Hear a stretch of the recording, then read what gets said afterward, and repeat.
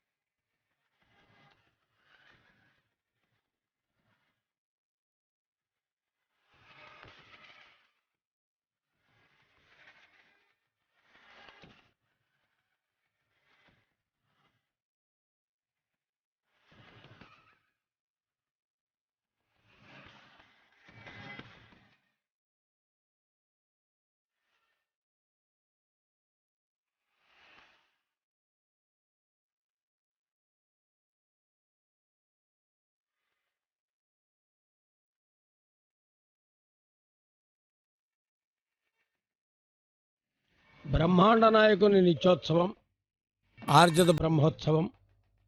స్వామివారు నీరాజనం అందుకునేటటువంటి వైభవోత్సవ మంటపం తిరుమలలో జరుగుతున్నటువంటి ఉత్సవంలో వాహన సేవలు అనేటటువంటి విధానాన్ని పెంపొందించుకుంటూ స్వామివారు దర్శనమిస్తూ ఉన్నారు. గరుడ వాహనారూఢుడై భక్తులకు అనుగ్రహాన్ని ఇచ్చేటటువంటి గరుడాచలపతి నీరాజనాన్ని అందుకుని భక్తులకు అనుగ్రహాన్ని ఇస్తున్న సందర్భంలో బ్రహ్మోత్సవాలలో గరుడ సేవకు విశేషమైనటువంటి ప్రాధాన్యత ఉంటుంది. లక్షలాది మంది భక్తులు అనేక ప్రాంతాల నుంచి తరలి వచ్చి ఒక రెప్పపాటు కాలమైనా గరుడ వాహనం మీద స్వామిని దర్శించాలనుకుంటారు. ఆ సమయంలో ఏ ఒక్క భక్తునికైనా దర్శన భాగ్యం కలగలేదేమో అని స్వామి గుర్తించి భావించి సాక్షాత్తు బ్రహ్మను ఆదేశించాడు. నీవే బ్రహ్మను కన్న తండ్రివి, మహానిర్వాణ సంధాతవు కాబట్టి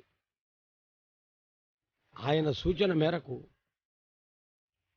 నిర్వహిస్తున్నటువంటి నిత్యోత్సవం ఆర్జిత బ్రహ్మోత్సవం. ఇక్కడ మొదటగా గరుడ వాహనంపై స్వామి దర్శనమిస్తాడు. శ్రీ వైనతేయం అంటారు. గరుత్మంతుడికి రెండు ప్రత్యేకతలున్నాయి. ఒకటి భక్తి భావనలో మాతృభక్తి, రెండవది శక్తి భావనలో అత్యంత వేగవంతమైనటువంటి శక్తి. వాయువేగ మనోవేగముల కన్నా గరుడ వేగం మిన్న. భక్తి శక్తి రెండూ సమ్మిళితమై స్వామికి వాహనమైనటువంటి మహానుభావుడు. తదుపరి హనుమద్వాహనం.